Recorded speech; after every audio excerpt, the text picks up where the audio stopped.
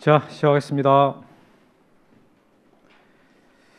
이제 우리가 방금 그 신청의 한 유형인 이 촉탁 등기에 대해서 봤어요. 그러면 넘겨보시면 이제 등기관 직권 등기라는 말이 나옵니다. 이거 아까 제가 잠깐 언급했었는데 여러분 여기서요. 이 등기 건물 새로 신축을 하고 나서 이제 A명의 보존 등기를 이게 신청해야 된다. 직권을 할 수가 없고 신청해야 된다 이 말 했잖아요. 그럼 왜 그러는가라고 했을 때 왜 그런다 그랬어요? 모르니까. 매매를 했다. A하고 B하고 매매를 했다 해가지고 B명 이전 등기 할 때 역시도 이 등기도 어떻게 신청을 해야 되는 것이 이들 간에 어떤 누가 어떤 부동산을 매매 계약했다는 사실 등기는 알 수가 없거든요. 그러니까 신청할 수밖에 없는 것이고, 그 다음에 B가 이제 C한테 대출 받으면서 자기 부동산 담보로 잡히고 이 근저당권 등기를 C한테 한다라고 했을 때 마찬가지로 이것도 어떻게 한다고요? 신청할 수밖에 없는 거예요.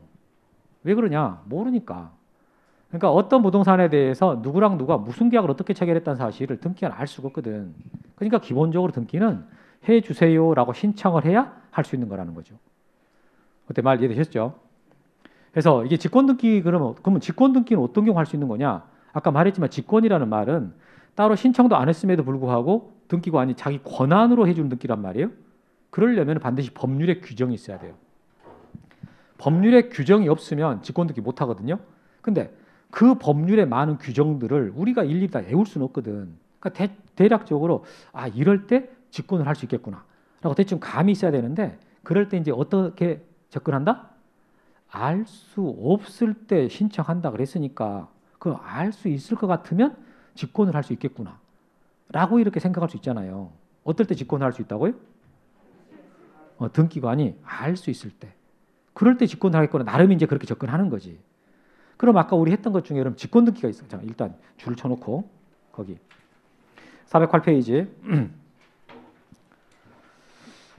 408페이지 맨 위에 보시면 등기 절차는 당사자 신청이나 관공서 촉탁이 없더라도 법률에 다른 규정이 있을 경우엔 예외적으로 게시가 된다. 자, 법률에 다른 규정이 있을 때 예외적으로 게시된다 그랬잖아요.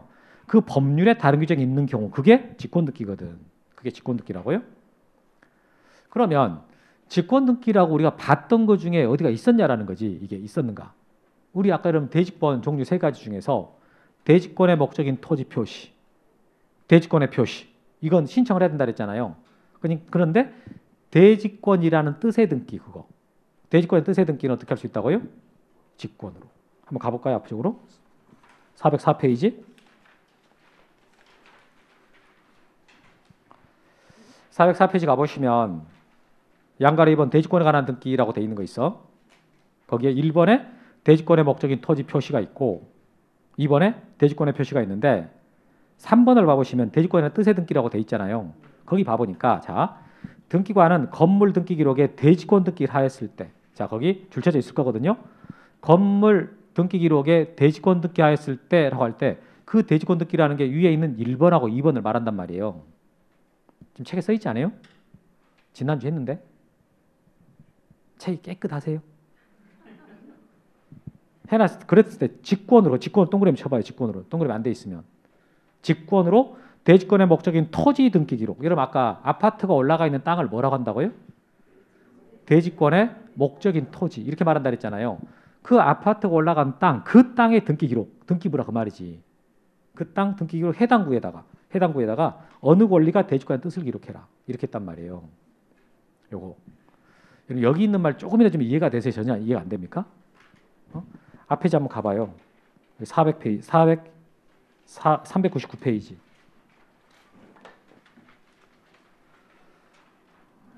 399페이지 가보시면 거기에 일동 건물 표제부 있지 않습니까?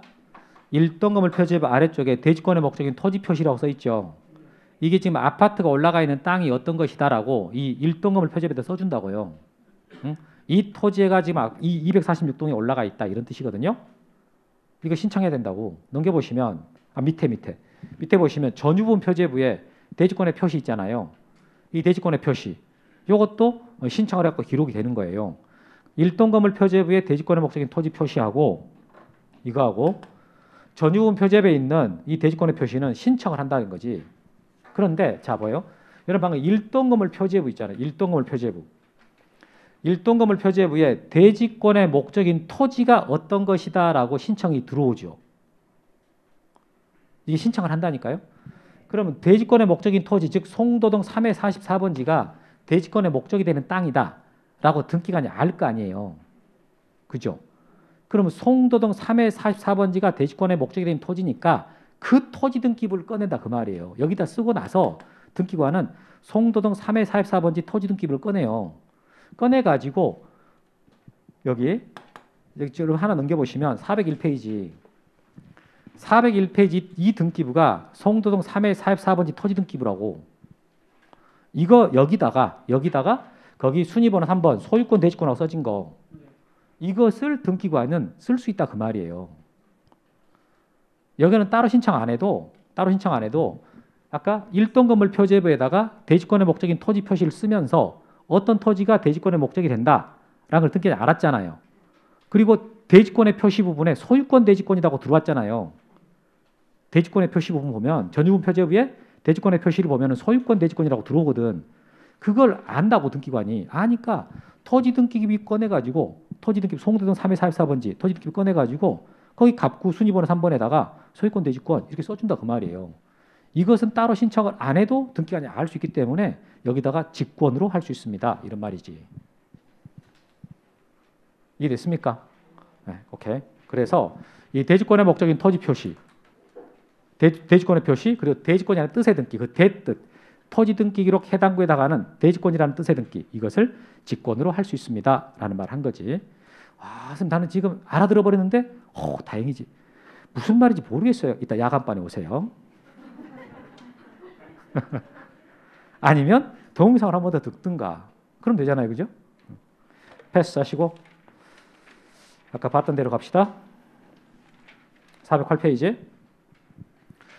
408페이지 직권 등기 중에서 여기 안 써진 것 중에 이미 앞에 있는 거 하나 갖고 설명한 거고 자 이제 다시 칠판을 좀 보시면 여러분 소유권 보존 등기는 신청해야 해요? 직권으로 해요? 원칙적으로. 신청해야 하죠? 자 그런데 아까 이 그림에서 다시 봅시다. 이 그림에서 이제 B가 받을 돈이 4천만 원이 있어서 A 소유 건물에다가 가압류 주세요라고 이제 법원에다가 신청을 했고 법원은 재판해가지고 가압류를 결정을 했습니다. 그럼 등기소 측에다가 자 가압류 등기해 주세요라고 촉탁을 했어요. 그래서 이 촉탁을 받은 등기관이 등기를 하려고 봤는데 그런데 A 소유인 이 건물이 미등기야. 등기부가 안 만들어져 있는 건물에다가 지금 가압류 등기해 주세요라고 촉탁이 들어왔다 그 말이에요. 그럴 때 등기관은 어떻게 하겠는가 그 말이거든요. 자 그럴 때 등기관은 등기부 없다고 각하시켜버릴 게 아니라 직권으로 소유권 보존 등기를 합니다. 직권으로 보존 등기를 하고 그리고 여기다가 가압류 등기를 하는 거예요. 가압류 등기를 4천만 원짜리를 B한테 한다. 그럼 여기서 봤을 때 이게 지금 등기가 두 건이 이루어지고 있는 거거든요. 이 소유권 보존 등기는 지금 어떻게 했어요? 직권으로. 이 보존 등기는 직권을 하는 거예요. 그럼 이 가압류 등기는 어떻게 하는 거예요? 법원에 촉탁으로. 그러니까 등기가 두 건 이루어지는 거라고. 이게 자 미등기 부동산에 대해서 법원에 가압류 등기 촉탁이 들어왔을 때 등기관은 등기부 없다고 각하시켜버릴 게 아니라 어떻게 한다고요? 등기부를 만들어야 돼. 그때 등기 만드는 등기가 무슨 등기라고요? 보존 등기. 이걸 직권을 한다 그 말이에요. 그 직권을 이제 보존 등기 한 다음에 법원이 촉탁을 한 이 가압류 등기를 기록해 주는 거지. 그러니까 등기가 두 건 이루어지는 거예요. 근데 좀 전에 제가 말했거든. 이게 직권 등기라는 것은 알 수 있을 때 한다 그랬는데 그럼 이 건물이 미등기지만 A 소유다라는 사실을 등기관이 아냐 그 말이에요. 알 수 있겠는가? 처음에 채권자 B가 법원에다가 가압류 신청할 때 있지 않습니까? 이때 나한테 4천만 원 채권이 있다라는 것과 이 건물이 A 소유다라는 걸 증명을 해줘야 돼요. 일반적으로 그렇게 하는 역할이 등기부거든. 등기부 때에서 넣어주면 되는 거예요. 근데 이게 미등기 상태니까 등기부가 없잖아요. 그럼 다행히도 건축물 대장이라고 만들어져 있으면 그걸 넣으면 돼. 건축물 대장을. 근데 내가 만약에 건축물 대장도 아직 안 만들어졌다? 그런 상태라 그러면 소송을 해서라도 이게 A 소유다라고 확인하는 판결을 받아야 되는 거예요. 그걸 넣어주는 거야. 그걸 채권자가 법원에다가 넣어주고 그럼 법원에서는 이게 A 소유라고 확정이 됐잖아요. 그게 그 과정을 거쳐야 되거든. 그 서류가 등기소로 들어와요. 그러니까 처음에 가압등기 촉탁을 할 때 그럴 때 법원이 그 서류를 보내주기 때문에 처음에 등기관은 딱 촉탁 받는 순간 이거 미등기는데 A 소유구나. 처음부터 아는 거예요. 그러니까 직권보존등기가 된다고. 말 이해됐어요? 그래서 밑에 보시면 자, 그 직권보존등기 나오거든. 그러니까 여기서는 잘 이해하시면 잘 알고 있어야 될 게 원래 보존등기는 어떻게 하는 건데요? 신청으로. 다만 이렇게 직권으로 보존등기 할 때가 있다. 그 말이거든요. 자 보시면 미등기 부동산에 대해서 법원의 처분 제한등기, 법원에 동그라미 쳐요. 처분 제한등기인 가압류나 가처분 경매 이런 거 촉탁이 있거나 거기서 끊어요. 거기서 그리고 바로 내려오세요. 밑에 줄로 등기관은 이렇게 바로 밑에 줄 등기관은 직권으로 소유권 보존 등기를 하고 해당 촉탁 등기를 실행합니다. 거기 바로 밑줄 치세요. 중간에 안 읽은 거 읽지 말고 바로 내려오세요. 자, 미등기 부동산에 대해서 법원의 처분 제한 등기인 가압류나 가처분 경매 촉탁이 있을 경우에 등기관은 직권으로 소유권 보존 등기를 하고 촉탁 등기를 한다. 이렇게 나가게. 문장 이해되셨어요? 그리고 이제 여러분들과 그 문장을 읽었을 때 이 그림이 떠올라야 되는 거예요. 그러니까 제가 이 그림을 활용할 때 이 법원의 촉탁 등기 법원의 촉탁 등기를 설명할 때 이 그림을 활용했잖아요. 근데 그걸로 끝내지 말고 이것을 뭐랑 연결시키는 겁니까? 직권 보존 등기. 이 구조에서 직권 보존 등기가 나오거든. 같이 이 그림 하나를 가지고 두 가지를 해결하는 겁니다. 법원의 촉탁 등기와 직권 보존 등기가 같은 구조를 가져요. 이거 그림을 잘 이해하시라고. 됐어요? 다음에 이번에 직권 변경 등기 내려가는데 자, 여러분 이제 여기 볼 텐데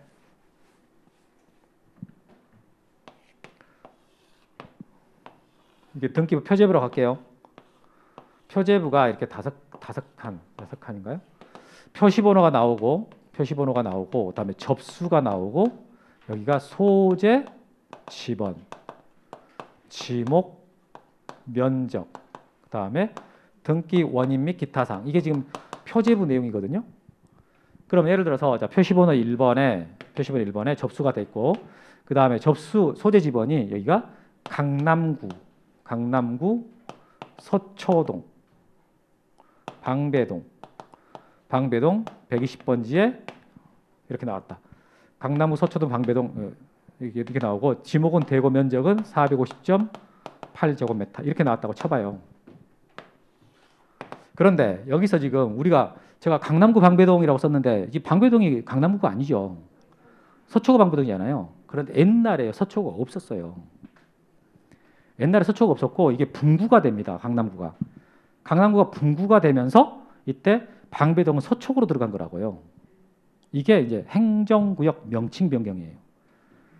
자, 행정구역 명칭 변경이 되는 건데 그러면 이제 이게 강남구 방배동이 서초구 방배동으로 바뀌었잖아요. 그럼 여기를 고쳐야 될 거 아닙니까? 여기를. 그럼 여기를 고쳐줄 때 그때 등기를 해야 되는데 그 등기를 어떻게? 등기관이 알아요. 이게 지금 이게 이렇게 바뀐다는 사실을 알아요? 몰라요? 알지. 걔도 눈 뜨고 귀 열고 다니는데. 어? 그리고 이게 80년도인가 90년도 초반에 바뀐단 말이에요. 80년도 후반 때인가 그때 바뀌어. 80년도? 그러면 그때는 우리 전자 등기가 도입되기 전이에요. 다 수기식 등기를 한다고. 손으로 일일이 다 써야 되는 거야. 돌아버리는 거지. 이거 언제 다 할 거예요, 손으로. 이거 다 써야 되는데. 딱 이거 나올 때 아마 머리 우와하기만 했을 거라고. 그러면 자 여기서 이제 이게 바뀌는 등기를 등기관이 알 수 있기 때문에 어떻게 한다고요? 직권을 하는데 여기서 하는 등기를 뭐라 그러냐? 자 소재, 지번, 지목, 면적 이걸 뭐라 그래요? 이것을 보고 토지의 표시. 그러면 건물 등기부다라고 한다면 여기가 소재, 지번, 건물 번호, 건물 내역이라고 써지잖아요. 그 건물 등기부라도 당연히 뭐는 써야 되는 거예요. 소재, 지번은 써야 되는 거야. 그러면 건물 등기부든 토지 등기부든 여기가 바뀌면 여기 써진 것들을 합쳐갖고 뭐라고 한다 그랬어요? 부동산의 표시라 그랬죠.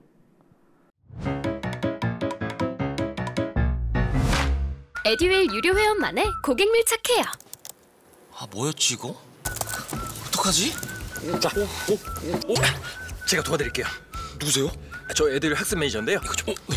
자, 일로 오세요. 자, 언제든 필요하시면 연락 주세요. 언제든지요? 언제든지. 감사합니다. 밀착 케어 받아가며 합격하는 혜택. 오직 에듀윌 유료 회원에게만. 에듀윌. 아들. 엄마 그런 거 아니야. 공부하시죠. 네. 토지의 표시, 건물의 표시 합치면 뭐가 되는 거예요? 부동산의 표시거든. 토지의 표시와 건물의 표시를 합치면 부동산의 표시라고. 그럼 여기 써진 이 내용 중에 뭐라도 하나 바뀌잖아요. 뭐라도 하나 바뀌면 그때 무슨 등기한다? 부동산의 표시 변경 등기한다 이렇게 말을 해요. 부동산의 표시 변경 등기. 그런데 행정구역 명칭 변경으로 소재가 바뀌면서 부동산의 표시가 바뀌었을 때 하는 부동산의 표시 변경 등기는 등기관이 충분히 알 수 있거든. 알 수 있으니까 어떻게 할 수 있다고요? 직권으로 이렇게 한단 말이 나와요. 그래서 보시면 거기 2번 직권 변경 등기. 자, 행정구역 또는 그 명칭이 변경된 경우다. 예를 들었을 때 서울특별시 강남구 방배동에서 서울특별시 서초구 방배동으로 변경됐을 때, 그럴 때 자, 등기부상의 부동산 표시와 등기 명인의 주소는요 당연히 변경된 걸로 본다고. 줄 치세요. 당연히 변경된 걸로 본다.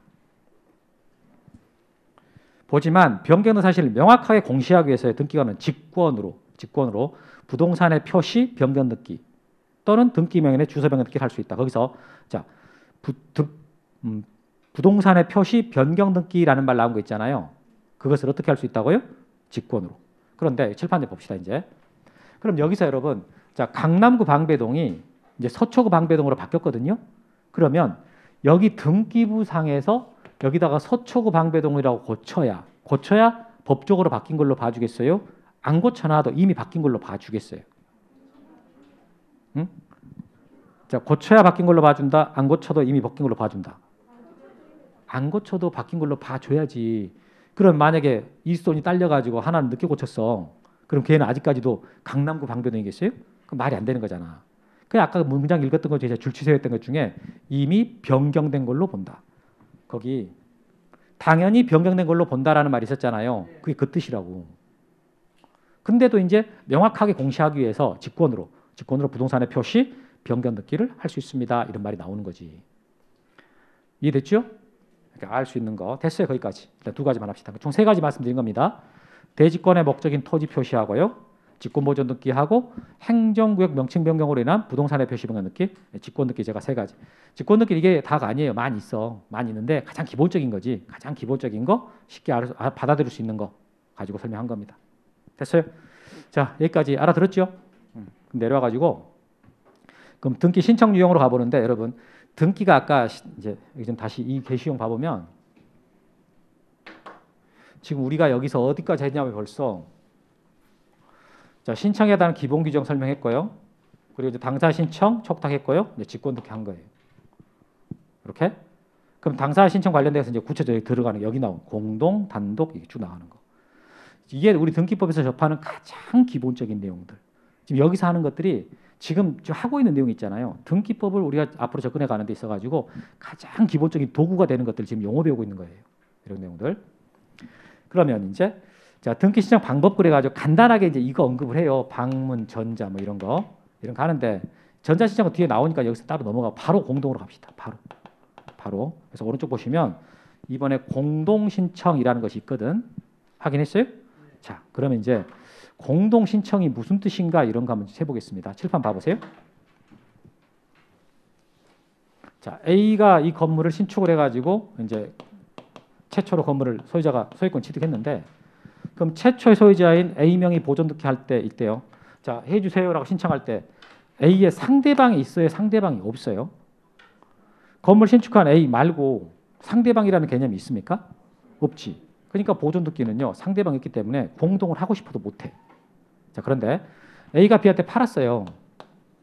B한테 팔고 나서 이제 B의 명의로 소유권 이전 등기를 하려고 그러거든. 그럼 이럴 때 이제 어떻게 이 등기 2번 등기 있잖아요. 2번 등기를 A와 B 중에 A가 다 하고 싶어요, B가 다 하고 싶어요, 둘 다 하고 싶어요. 여러분 생각을 말해 보는 거예요. 이때는 매수인이 더 하고 싶어 하는 거지. 이 등기는 매도인도 하고 싶어 할 것 같은데 매도인은 이 등기를 하고 싶은 게 아니라 돈을 받고 싶은 거예요.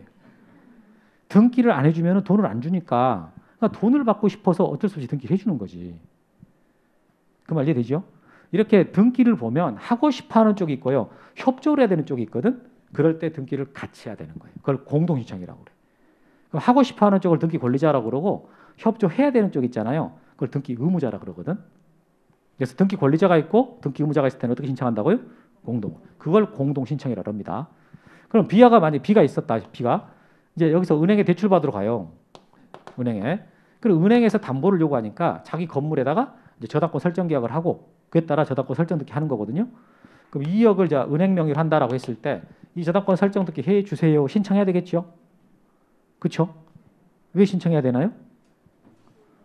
이런 계약을 했다는 사실을 등기관이 알 수 없으니까 신청한단 말이에요. 그럼 이 저당권 설정 등기를 C가 하고 싶어 하겠어요? B가 하고 싶어 하겠어요? 누가 하고 싶어요? C가. B는 그럼 어떻게 하는 거예요? 협조하는 거죠. 이게 보세요. 지금 B가 건물주인데 돈이 필요한 사람은 B잖아요.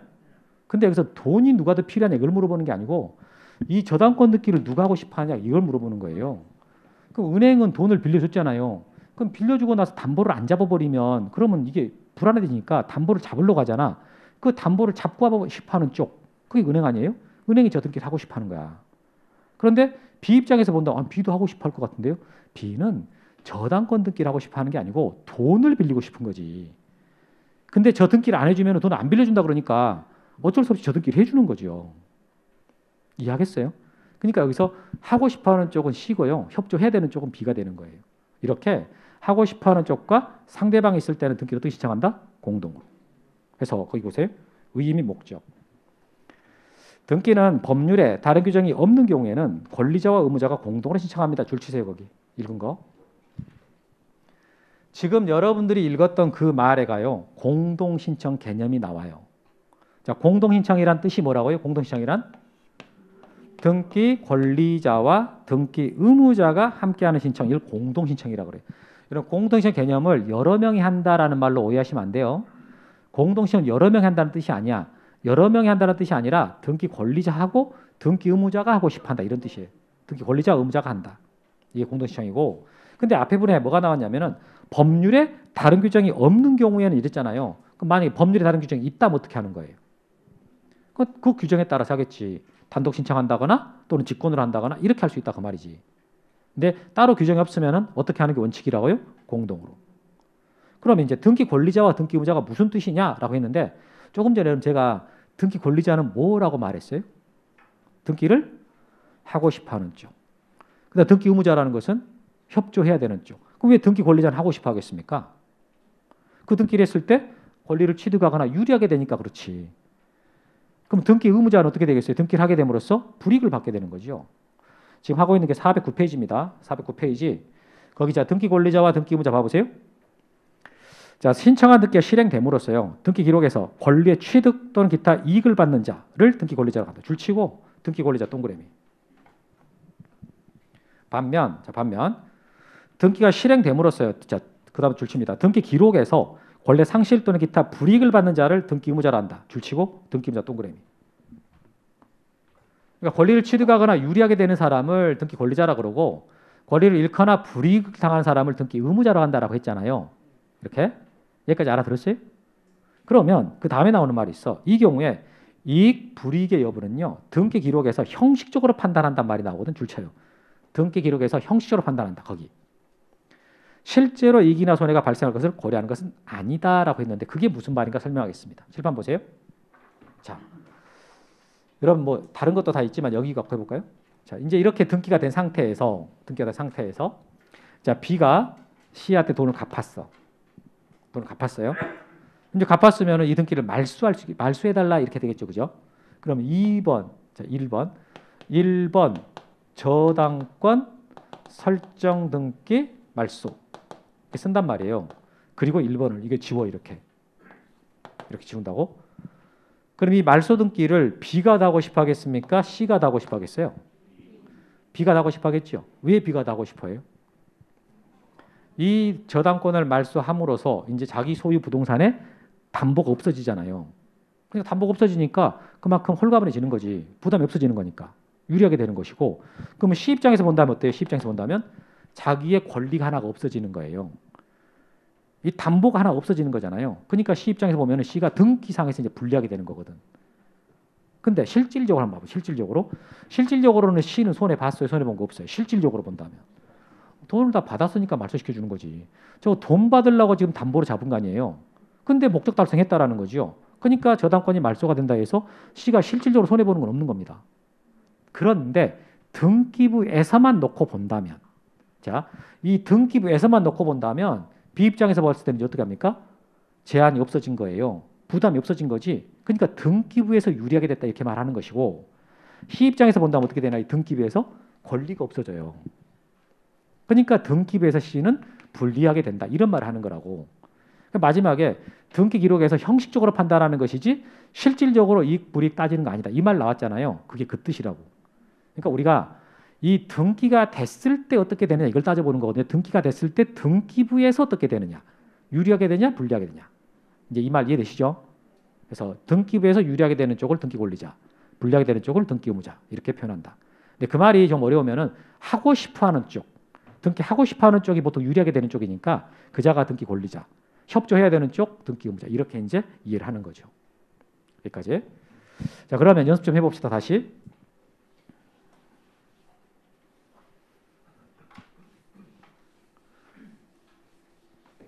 자, 등기 권리자가 있고, 자, 등기 권리자가 있고, 이제 등기 의무자가 있잖아요. 등기 의무자가 있을 때, 자, 매매로 인해 가지고 소유권 이전 등기를 한다라고 했을 때, A하고 B가 매매해가지고 B 명의 이전 등기 한다고 할 때, 자, 누가 여기서 등기 권리자가 되는 거예요? 매수인, 매도인, 매수인, 그리고 매도인이 의무자가 되는 거지요. 이렇게. 그런데 이렇게 등기를 해놨는 상태였는데 만약에 이 매매가 무효가 됐어. 이 매매가 무효가 돼가지고 그에 따라서 이제 말소 등기를 해야 돼. 자, 말소 등기가 된다. 그러면 이제 이 등기를 말소하고 싶은데 신청해야 되겠어요? 직권을 할 수 있겠어요? 신청해야 되지. 왜 신청해야 됩니까? 등기관이, 여러분 누가 뭘 모른다 해요? 누가 몰라요? 등기관이 뭘 모르냐? 이 계약이 무효가 돼서 계약이 무효가 됐다는 사실을 모르는 거지. 그러니까 신청해야 되는 거예요. 그럼 이 등기 신청할 때 누가 말소 등기를 하고 싶어하는 권리자가 되겠습니까? 자, 이 등기를 말소하면서 권리를 취득하게 되는 사람은 A죠. 그 B의 소유권이 없어지잖아요. 등기상에서. 그래서 이때 이제 바뀌는 거지. 매도인이 권리자가 되고 매수인이 의무자가 되는 거예요. 그 다음에 이제 B가 소유권자가 된 이제 소유권자로 치고, B가 소유권자로서 저당권 설정 계약을 해가지고, 자, 저당권 설정 등기를 하고 싶다. 저당권 설정 등기를 하려고 그래요. 자, 이제 여기서 C명이 저당권 설정 등기를 하려고 그런다. 그러면 이 저당권 설정 등기 할 때 누가 등기 권리자가 되겠습니까?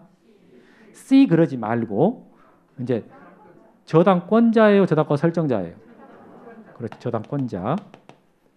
저당권자고 그다음 의무자가 될 사람은 저당권 설정자.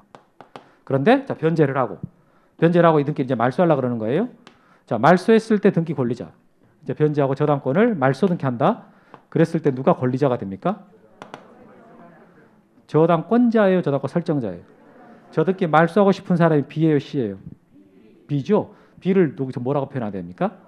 저당권 설정자. 그다음 의무자가 될 사람이 저당권자.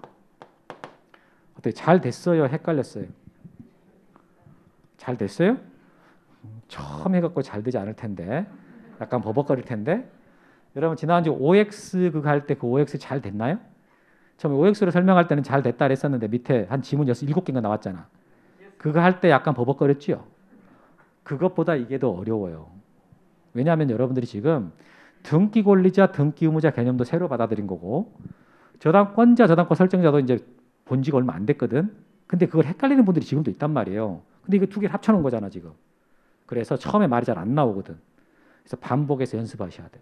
이것이 자연스럽게 돼야 돼. 이게 자연스럽게.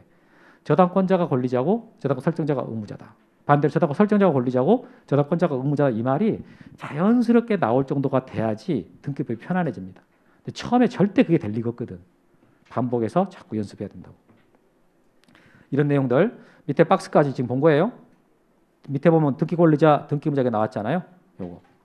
자, 페이지 넘기지 말고 그럼 이제 그 사이에 보충 등기 청구권, 등기 인수 청구권 이런 말이 나온 게 있어요. 있습니까? 자, 칠판을 봐봅시다. 여러분 등기 청구권이라는 말을요 그대로 한번 해석해 보세요. 등기 청구권 그대로 해석하면 뜻이 뭐예요? 등기를 청구하는 권리. 일반적으로 누가 누구한테 행사하겠습니까? 하고 싶은 쪽이 상대방한테 요구하겠죠. 일반적으로 하고 싶어하는 쪽이 권리자니까 권리자가 의무자한테 행사를 하는 거예요. 등기하고 싶은 권리자가 상대방 의무자에게 등기해달라고 요구하는 거거든. 근데 만약 상대방 협조 안 해버리면 어떡해? 협조 안 해버리면 주저하지 말고 소송하세요. 뭐 찾아간다, 전화를 한다, 뭐 가서 대대다 팬다 이런 거 하지 말고 어떻게 한다고요? 소송. 그럼 소송하면은 이기거든. 진 적이 없어요. 지면 수업이 안 돼 버리니까 반드시 이겨야 돼. 그럼 소송해서 이겨요. 그럼 이기면 뭐가 되느냐?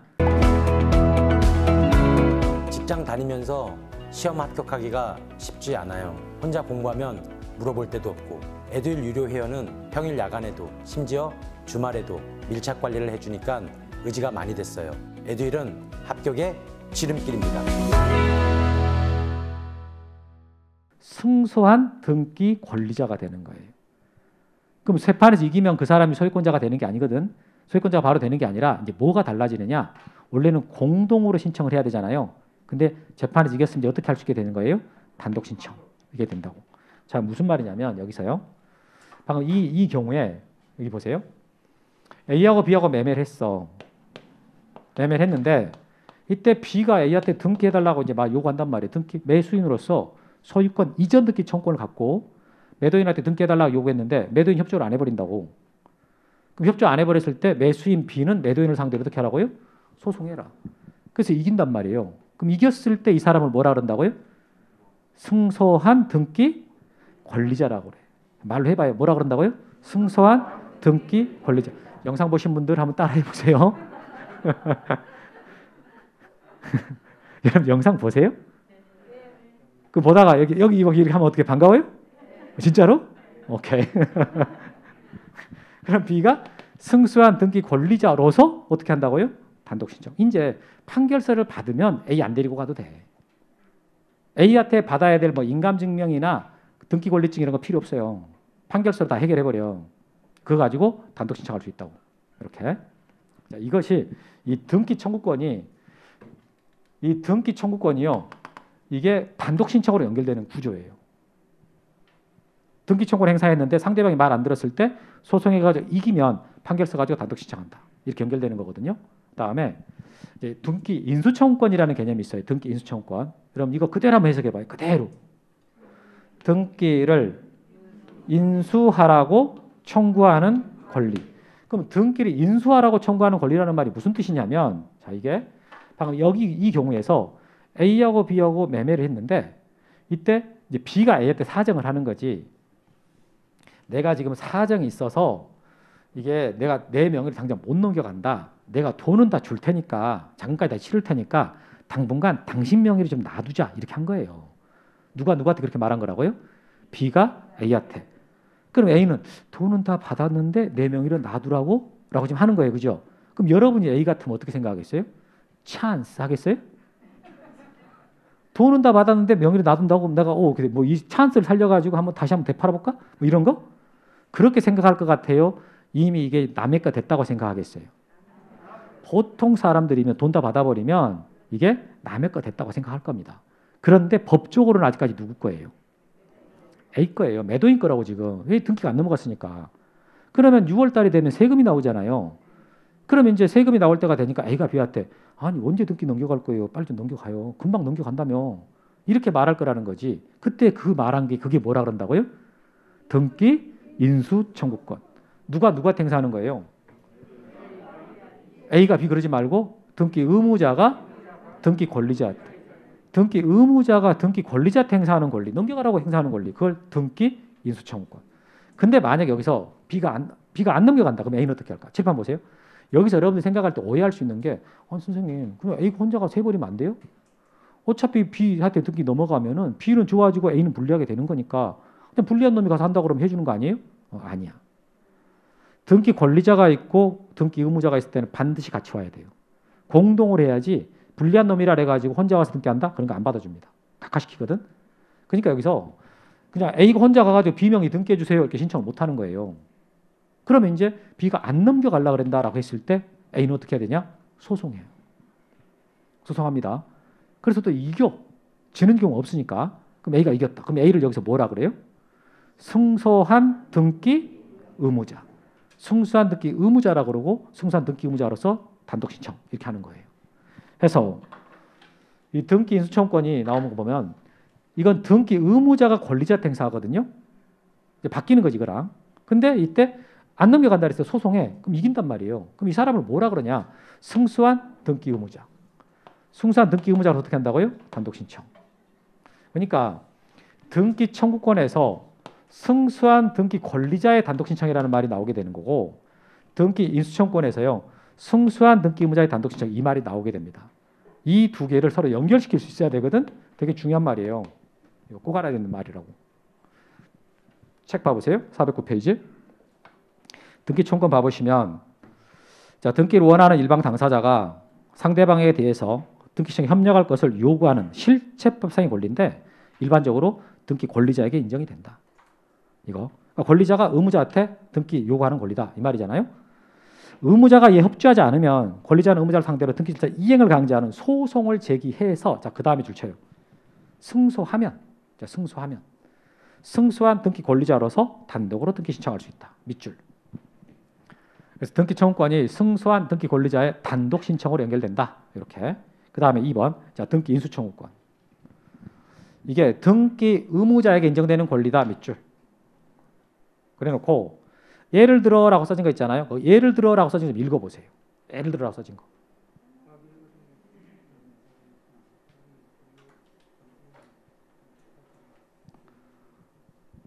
어떤 불이익이 생긴다고요? 과세 등의 불이익. 거기 줄 치세요.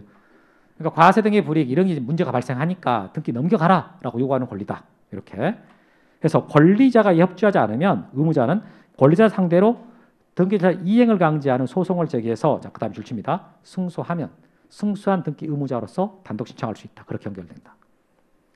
승소한 등기 의무자로서 단독 신청. 그래서 여기에서 승소한 등기 권리자의 단독 신청이 나오고 승소한 등기 의무자의 단독 신청이 나온다.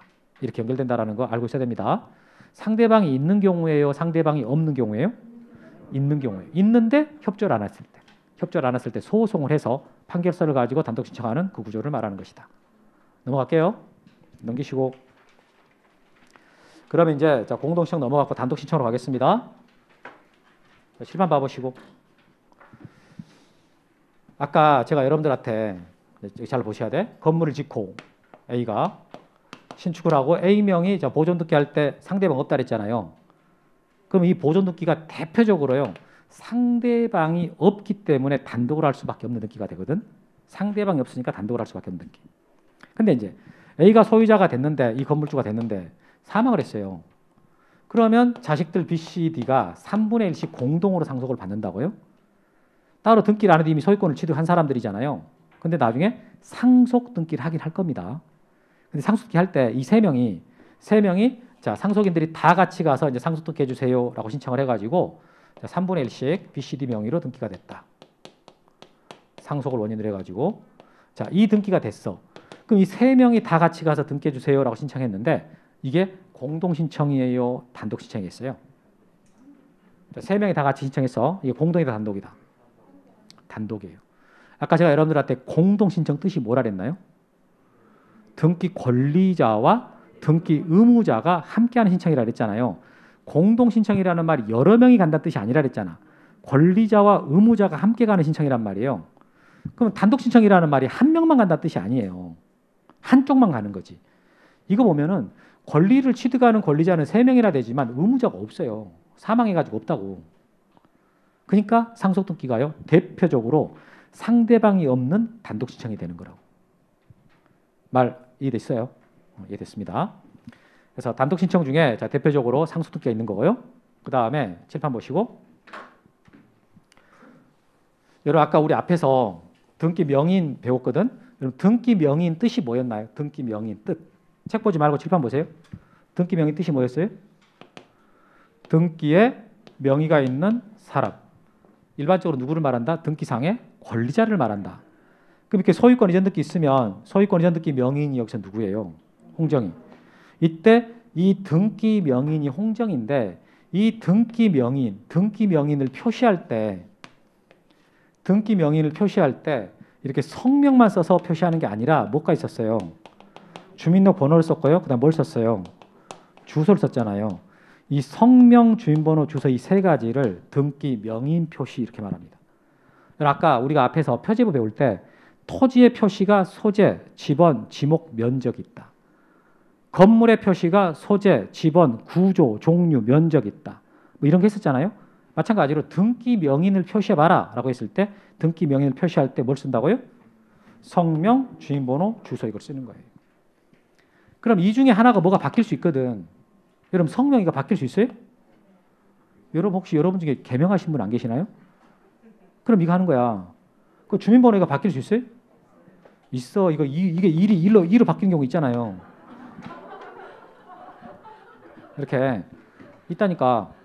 그다음에 주소 이거 바뀔 수 있어요? 이사 가면 바뀌지. 이사 가면. 그러면 이 성명이나 주민번호나 주소 중에 뭐 하나 바뀌었다고 그때 하는 등기를 뭐라 한다? 등기 명인의 표시 변경 등기 이렇게 말하는 거예요. 등기 명인의 표시 변경 등기. 그러면 여기서 여기에는 지금 보니까 1번 1-1 볼까요? 1번 등기 명인 표시 변경 등기 나왔다고. 등기 명인 표시 변경 등기 나왔잖아요.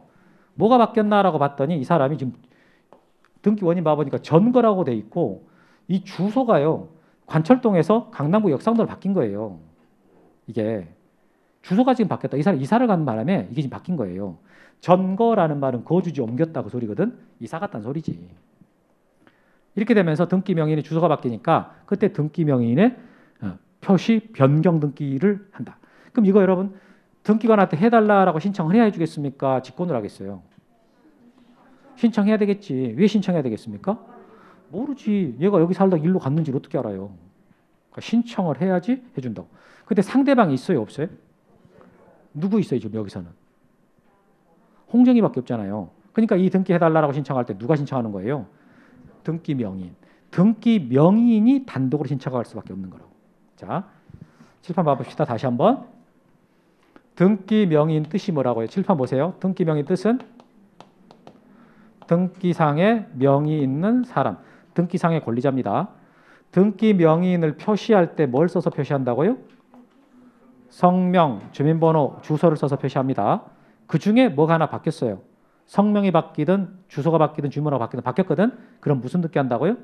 등기 명인의 표시 변경 등기합니다. 그럼 이때 이거 바뀌었을 때 이 성명이 바뀌었다, 주민번호가 바뀌었다, 주소가 바뀌었다 사실을 등기하지 알아요?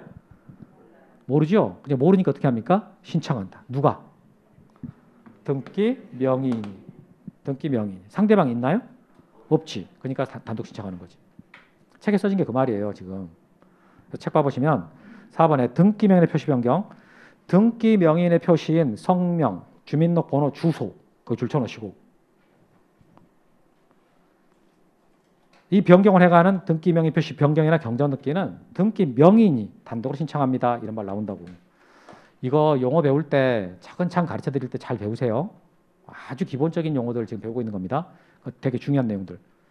그 다음에 이제 하나만 더 하면 되는데 아까 이거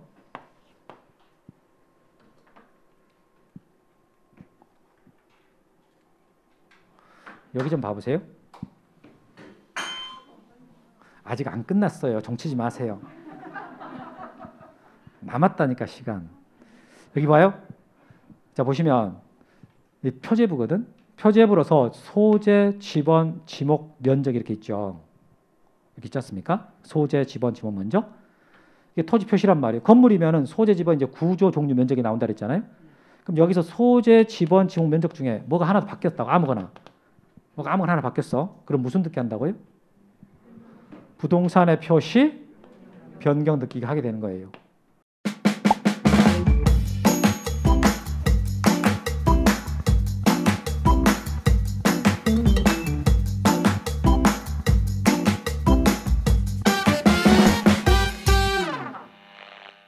이걸 하게 되는 건데 이건 이제 직권 등기 아니고 다른 거 설명합니다. 근데 여기서 지금 면적이 이렇게 자 지목이 대라고 돼 있다고 지목이 만약 이 지목이 대라고 돼 있는 것을 요번에 뭐 도로로 바뀐다고 하면 쳐봐요. 도로로 바뀐다고 쳐봐요. 그러면 여기 표시번호가 3번이라고 써지고 여기에 이제 지목이 도로라고 써질 거고 그다음 면적은 똑같이 나오는데 자 여기 지금 지목이 도로가 바뀌게 되면 이 내용은 그대로 써지겠지만 다 지워지거든. 말소가 돼요. 말소를 이렇게 하거든. 그럼 이 도로로 바뀐 이 내용 있잖아. 이거 어떻게 신청해야 되겠어요? 직권으로 하겠어요? 등기관이 적당한 예가 아닌가? 그럼 참고용지. 자, 참고용지로 바꿨다 쳐봐요. 이렇게 어떻게 신청해야 되겠어요? 직권을 할 수 있겠어요? 아, 도로는 직권을 하고 참고용지는 신청해야 될 것 같습니까? 약간 그렇게 오해할 수도 있겠네. 생각해 보니까. 그래, 저게 저 땅의 지목이 지금 바뀌었다는 사실을 등기관이 알 수가 없거든. 그러니까 어떻게 해야 돼요? 신청해야 돼. 그럼 이걸 이렇게 신청해 달라고 누가 하겠어요? 할 사람이 있나요? 누구 있어요? 소유자밖에 없어요. 소유자. 표제부 쪽에서 뭐가 바꿔가지고 이게 등기를 하고자 할 때는 그걸 해주세요라고 할 만한 사람이 누구밖에 없다고요? 소유자밖에 없는 거야. 그러니까 소유자가 단독 신청할 수밖에 없는 거라고. 이게. 그래서 이제 여기서 아무거나 뭐가 바뀌든 간에 부동산의 표시 변경 등기한다라고 말하는데 그걸 누가 한다고요? 소유자가 단독 신청한다. 근데 여러분 지금 이 설명을 듣고요. 아무렇지도 않고 그냥 자연스럽습니까? 뭔가 약간 불편하세요. 처음부터 불편했어요? 뭐가 좀 불편하셨어요? 아, 외워야 될 것 같은 그 부담감 때문에 불편했다? 그러면 하루 종일 3시간 내내 불편하겠지. 그렇게 되면. 지적법에서 배운 거랑 약간 다르지 않나요? 지적법에서 우리가 배울 때 지적법에서 토지 이동의 사유가 발생을 해서 그에 따라서 토지 표시가 정리가 되면 그에 따라 변경 등기를 소관청에 촉탁으로 한다 했거든. 그렇죠? 그럼 지목 변경, 분할, 합병 이런 것들이 다 토지 이동 사유고 그로 인해서 토지 표시 정리가 되거든. 그럴 때 그 정리하고 난 다음에 변경 등기 해달라고 촉탁한다 그랬어요. 지적법에서. 근데 지금 제가 여기서 뭐라고 그래요? 소유자가 신청한다라고 말하잖아요. 그게 생각이 났냐고 물어본 거였거든. 안 났어요? 정상이에요. 지극히. 그게 다 생각이 나가지고 막 논리적으로 와 이상한데 작년에 시험 본 거야 올해. 그렇게 되면. 근데 이게 보세요. 선생님 나는 오늘 시험 봤는데도 그게 생각이 안 나는데. 이게 뭐냐면 이게 이제 등기와 관련돼 가지고는 우리 부동산 등기법이 이제 원칙적인 규정입니다. 부동산 등기법에가 등기 관련 원칙적인 규정을 써놔요. 그럼 표제부 쪽에서 만약에 뭔가가 변경이 생겨가지고 등기를 해야 된다라고 했을 때는요, 기본적으로 소유자가 해달라고 신청을 해야 됩니다. 이게 원칙으로 써진 거예요. 근데 만약에 다른 법에가 어떤 등기 관련 규정이 나오잖아요. 그러면 그 규정은 특별법 규정이 되는 거예요. 어떤 사안에다가 법률을 적용시킬 때 일반법이 있고 특별법이 있을 때는 특별법 우선 적용한다 이런 말 알고 있죠. 특별법 우선의 원칙이라는 말 알고 있잖아요. 여러분들 민법에서 배우시거든 그거. 그러니까 등기 관련돼 가지고는 등기법이 일반법인데 만약에 지금 지적법 쪽에 다른 규정이 있었잖아요. 그럼 그 규정이 특별법이 되거든. 해서 실제 실무에서는요. 지적법 규정에 따라서 촉탁을 하게 됩니다. 이 사안은 촉탁하게 되거든. 그런데 우리는 법을 두 개를 갖고 시험을 본다고요. 등기법에서 출제가 되고 지적법이 출제가 된단 말이에요. 그러니까 이게 법을 양쪽을 다 같은 내용이 있지만 출제는 따로따로 돼버려요. 등기법에서 문제가 나올 때하고 지적법에서 문제가 나올 때 각각 규정을 갖고 문제를 내버려요. 그러니까 여러분들 둘 다 알고 있어야 되는 거예요. 그러니까 등기법에서 물어볼 때는 이 표제부 쪽에서 하는 부동산의 표시 변경 등기는 이게 다른 상대방이 있을 수가 없고 소유자밖에 할 수가 없거든. 그러니까 소유자가 단독 신청한다 이렇게 해야 돼요. 그런데 지적법에서 배울 때는요. 지적법에서 배울 때는 지적소관청이 촉탁한다 이렇게 합니다. 근데 두 개 다 충돌된 것 같잖아요. 근데 이제 실제 실무에서는 어떻게 하겠냐라고 했을 때 특별법 우선의 원칙에 의해 가지고 실제 실무에서는 지적법에 따라 가지고 촉탁해 줍니다. 촉탁해 줘요. 근데 우리는 이제 시험을 봐야 되니까 등기법에 나오는 이 규정까지 같이 알고 있어야 된다라는 거지. 해서 이 상대방이 아예 없기 때문에 단독 신청하는 대표적인 등기가 4개가 있거든. 이 4개 반드시 알고 있어야 돼요. 소유권 보존 등기. 여기요. 여러분 여기 좀 봐보세요. 단독 신청한다 해가지고 애우는 분들이 있거든. 보상 뭐 이렇게 막 애우는 분들이 있어. 그거 도움 0이야 0. 아무 도움 안 돼. 그거 여기서 머리 끌졌다 봐야 아무 도움 안 되고 보존 등기가 무슨 뜻인지 알면 돼.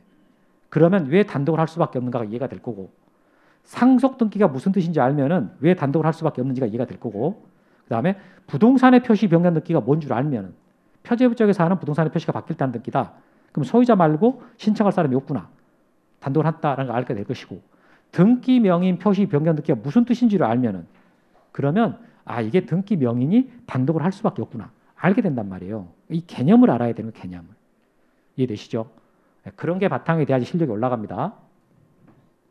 다음 그 판결한 듣기, 판결한 단독 여기까지 이미 한 거니까 이것만 하고 싶게요. 여기까지 하고 싶게요. 자, 칠판 봐보세요.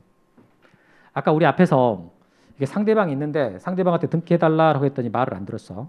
그럼 소송해가지고 판결서 가지고 단독 신청한다 이랬잖아요. 근데 이 판결의 종류가 세 가지가 있거든. 보니까 민법 시간에 아직 안 한 것 같던데. 이런 판결의 종류가 확인 판결, 이행 판결, 형성 판결이 있습니다라는 거. 이 세 가지 있다라는 거 어떻게 들었어요? 아직 안 들었어요? 아직 안 들었어요? 그럼 오늘부터 들었어요. 판결의 종류는 세 가지가 있는 거야. 그럼 여기서 상대방한테 등기해달라 그랬는데 협조하지 않았을 때 소송에서 판결 받으면 단독을 한다 그랬잖아요. 이게 다 되는 게 아니라 원칙은 이것만 돼요. 이행 판결. 우리가 일상에서 접하는 그 대부분의 판결들이 있잖아요. 이행 판결입니다. 생각해 보세요. 등기해달라고 요구를 했는데 그러니까 상대방 협조를 구한 거잖아요. 상대방 협조 안 했었단 말이지. 그럴 때 이제 강제하려고 하는 판결이기 때문에 이행하라고 요구할 거 아니에요. 그래서 이걸 이행 판결이 해당한다. 이렇게 말하는 거라고. 그런데 또 보면 확정 판결이라는 말이 나오거든. 확정 판결. 칠판 보세요. 책 보고 있지 말고. 그럼 이때 확정 판결이라는 말이 뭐냐. 여러분 책 보고 있는 것보다 더 나쁜 것이 눈 감고 있는 거예요. 아니 눈을 뜨고 적어도 있어야지. 눈을 감고 여기 보고 있으면 소용없는 거예요. 어? 자, 이게 확정 판결은 판결의 종류가 아니라고. 그럼 뭐냐 이거. 판결이 확정됐다는 뜻이요. 판결이 확정됐다. 더 이상 못 다툰다.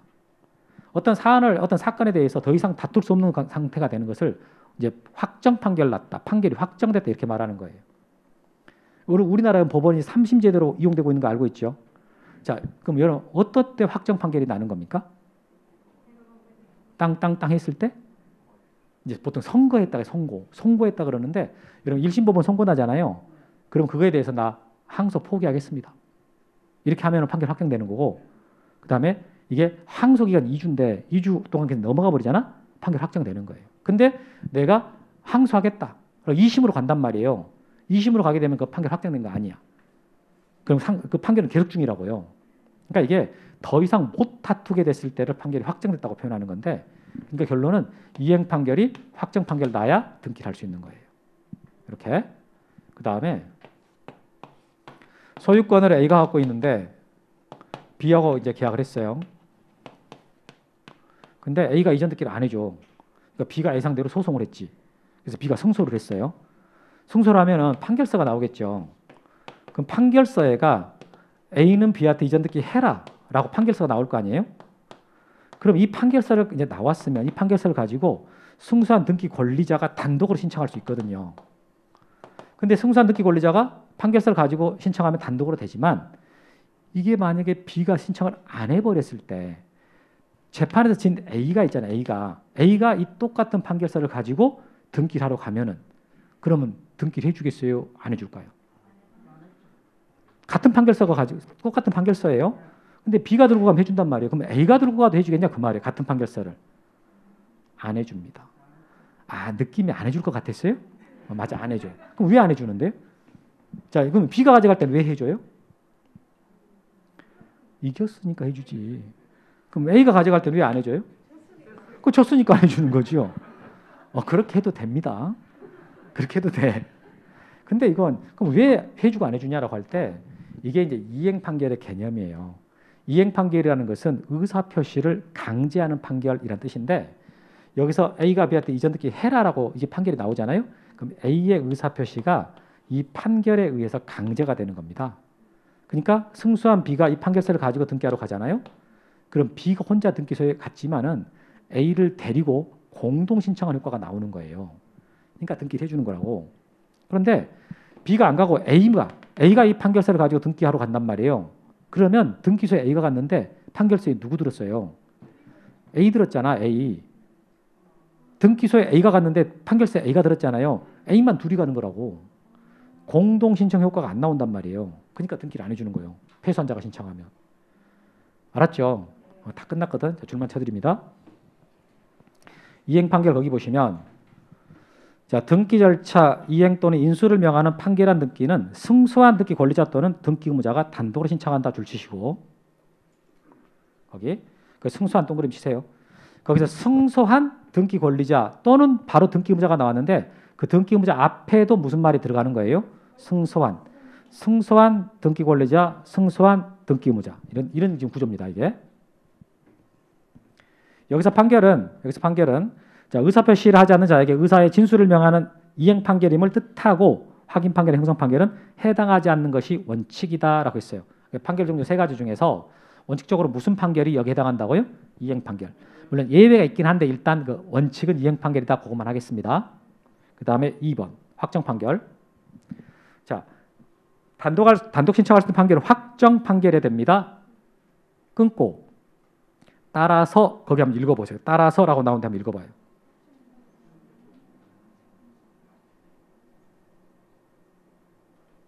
자, 거기 확정되지 아니한 가집행 선고에 등기 절차 이행을 명할 뭐 조항이 있다. 뭐 이런 말 나오게 있을 텐데 여러분 그 뒤쪽 그 문장이 어렵게 느껴지세요? 무난하게 느껴지세요?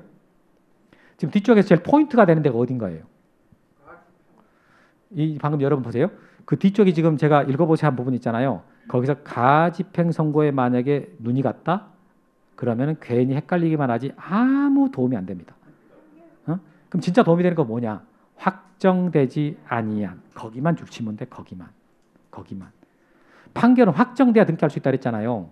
근데 뒤에 뭐라고 나왔어요? 확정되지 않았다고 나오잖아요. 그러니까 등기를 못하는 거예요. 확정되지 않았다. 근데 여러분들 여기서 가집행 선고가 뭐지? 이게 무슨 말이지? 하는 순간 헷갈리고 말만 어려워지는 거야. 몰라도 돼요. 몰라도. 앞에 나오는 말 확정되지 아니한 그 말이 포인트라는 거지. 이해되죠? 마지막 자 3번 신청해 봐보니까 승소한 동그라미 치고 승소한 등기 권리자 또는 승소한 등기 의무자는 단독으로 판결한 등기 할 수가 있는 반면에 자, 패소한 동그라미 치세요.